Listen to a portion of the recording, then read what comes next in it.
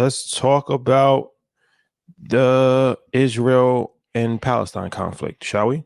Yeah. So, what is your biggest fear regarding the conflict between Israel and Palestine, and how can this affect the global economy and the world markets? Yeah. I'm going to tread very lightly. Prayers for all those who have been affected. Once again, I want to stick on the stock market side. So when I'm looking at an investment on a fundamental side, there's a few things that matters. Interest rates, quantitative easing, inverted yield curve. Some people will call them black swans. We've already had the Russia and Ukraine issue that could have been avoided, and we'll talk about that later. Now we have this conflict that is popping up. My biggest worry when looking at a potential black swan event is if China gets involved, because China did make a statement. You guys can go look at about what they said. But if China begins to influence or fund one side of that war, I'm not saying it to be salacious. I'm not an expert on foreign policy, but we could end up in a World War III like scenario.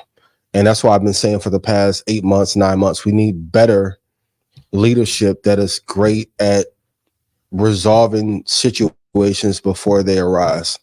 There's a lot that Trump did wrong. And we were having this conversation this past weekend, and I had it with a few people. I think Trump could have avoided some of these. Like, I'm not a Trump supporter. I didn't vote for Trump, but I can say he's one of the few presidents that kept us out of war. I wish we had a president in office currently that had the diplomacy of a Bill Clinton, Barack Obama, even a Reagan, to calm some of these fears.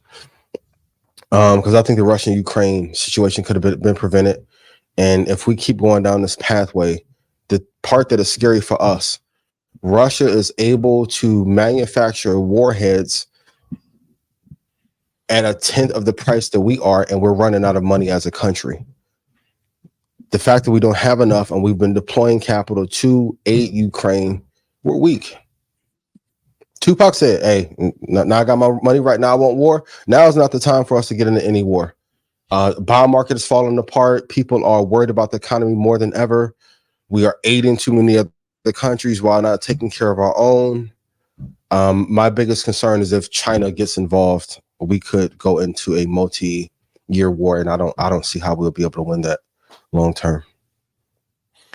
Yes. All right, let's talk about the geopolitical stuff. But let's dive in. Come on. Yeah. Well, let me just say thank you, because last week I think you gave great context to the situation and gave amazing job.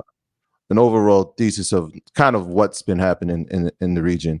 But even in the sense we spoke about it last week from the stock market, Ian, we watch oil prices rise, we watch them go down. Talk about the direct impact that war has on economies, because some people will say, well, the market's going to move either way, right? So can you talk about that a little bit? Yeah, it won't be in your favor. I mean, because if we go to war, oil is going to go higher. Investors like certainty. So if there's uncertainty or there's conflict, that's why I was saying rap, like, yes, Hit 'Em Up was an impactful record for Tupac. Every other beef, it really didn't make anybody any money. If you talk to most executives, the liability side of most beefs are not even worth it.